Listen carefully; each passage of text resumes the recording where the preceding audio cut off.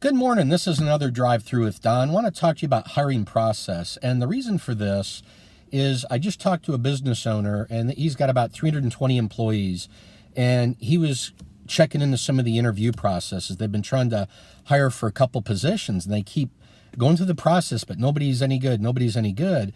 And what he found out is the hiring process they'd set up a couple years ago have been really changed around completely. And what was happening is they were being very harsh on people up front and actually driving away A players. And they were being very critical and almost had way too high a bar and looking for perfection. And so he began to realize that over time they deviated from what they'd agreed to do.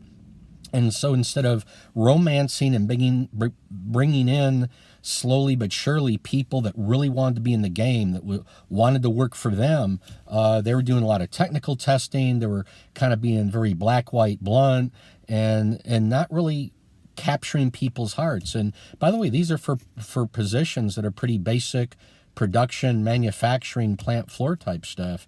And they were also doing it at higher levels, but it was interesting through this whole process. They had gone completely away from the hiring process. So there are two things we arrived at from this. One is they needed an auditor to check the hiring process to make sure people weren't deviating too far. I think of it like safety in a job. Safety doesn't go wrong in a day. Safety goes wrong over 2, 3, 4 weeks and becomes something different, and the people in it don't notice the small steps the wrong direction. So someone to just audit and check it once in a while, sit in on an interview and make sure the interviews are being done well is a way to let that creep of the wrong way of doing it slowly creep it back the right way. The second thing is that periodically the owners need to step in and ask two questions. One question is, Charlie, you're interviewing Sue for the position. What is the evidence or information you have that indicates she is an A player or can be an A player? And it can't be, oh, they're a good person, or, oh, I think they've got potential. It's got to be something based on evidence or history in their past. So what's the evidence they're an A player? 2 or 3 pieces. And they're guessing, but I find as people guess, they become better guessers over a period of time.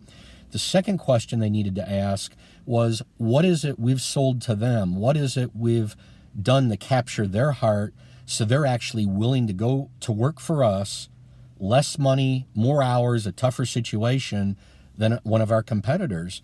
And I'm using that context as a way to make sure we're being humble and thinking about how are we going to attract them, because good A players we need to attract.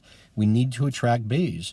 But if we go into something, in fact, a lot of clients I've got are the best in their industry and they're very highly recognized as such.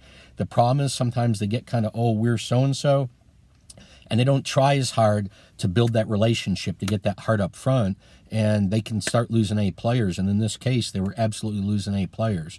So I think those two questions were critical, plus having an auditor for the hiring process. So I wanted to share that with you because I think those are some critical pieces that periodically people notice.